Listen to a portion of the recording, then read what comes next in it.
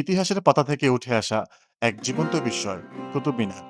আজ আপনাদের নিয়ে যাব দিল্লির বুকে দাঁড়িয়ে থাকা শত বছর পুরনো এই স্থাপত্যের এক নান্দনিক সফরে। প্রবেশ পথ দিয়ে পা রাখতেই চারপাশ পরিবেশটা যেন বদলে গেল। কোলাহল পেরিয়ে ক্যামেরায় বন্দী হলো ইতিহাসের এক মহাকাব্যের। চলুন ভিতরে যাওয়া যাক।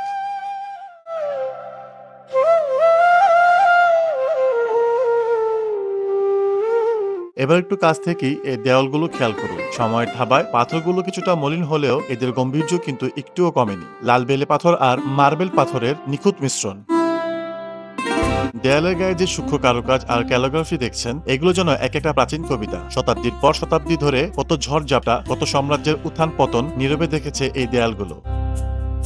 আকাশ ছুঁয়ে দাঁড়িয়ে থাকা এই মিনারটির উচ্চতা প্রায় ৭৩ মিটার। এটি পৃথিবীর সবচেয়ে উঁচু ইটের তৈরি মিনার।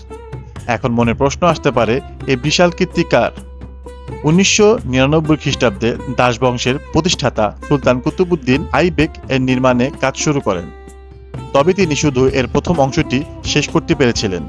পরবর্তীতে তার জামাতা সুলতান শামসুদ্দিন ইলতুমিশ এর উপর আরো ৩টি তলা যোগ করে কাজ সম্পূর্ণ করেন, আর একদম ওপরের অংশটি তৈরি করেন সুলতান ফিরোজ শাহ তুঘলক।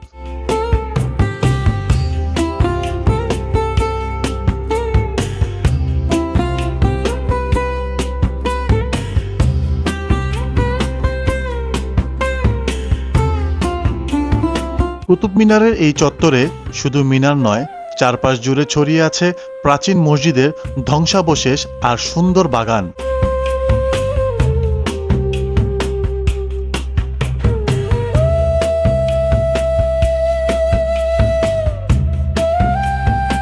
সুলতান শামসুদ্দিন ইলতুমিশের নিজ কবর টম অফ ইলতুমিশ, লাল বেলে পাথরের সুন্দর কারুকাজ করা যে বর্গাকার কক্ষটি দেখেছেন, সেটি মূলত তার সমাধি। সুলতান ইলতুমিশ ছিলেন কুতুব মিনারের মূল স্থপতিদের একজন, যিনি মিনারের কাজ শেষ করেছিলেন ১২৩৫ খ্রিস্টাব্দে। তিনি নিজেই এই সমাধিটি নির্মাণ করেছিলেন। প্রবেশপথ থেকে শুরু করে বের হওয়া পর্যন্ত কুতুব মিনারের প্রতিটি কোণা, প্রতিটি পাথর আজ আমার ক্যামেরার মেমোরিতে বন্দী। মনের মণিকোঠায় সারা জীবনের জন্য জমা রইল। ইতিহাস এত কাছ থেকে ছুঁয়ে দেখার অনুভূতি আসলেই অন্যরকম। আপনাদের কেমন লাগলো কুতুব মিনারের নান্দনিক রূপ? কমেন্ট করে অবশ্যই জানাবেন। ভিডিওটি ভালো লাগলে লাইক আর শেয়ার করতে ভুলবেন না।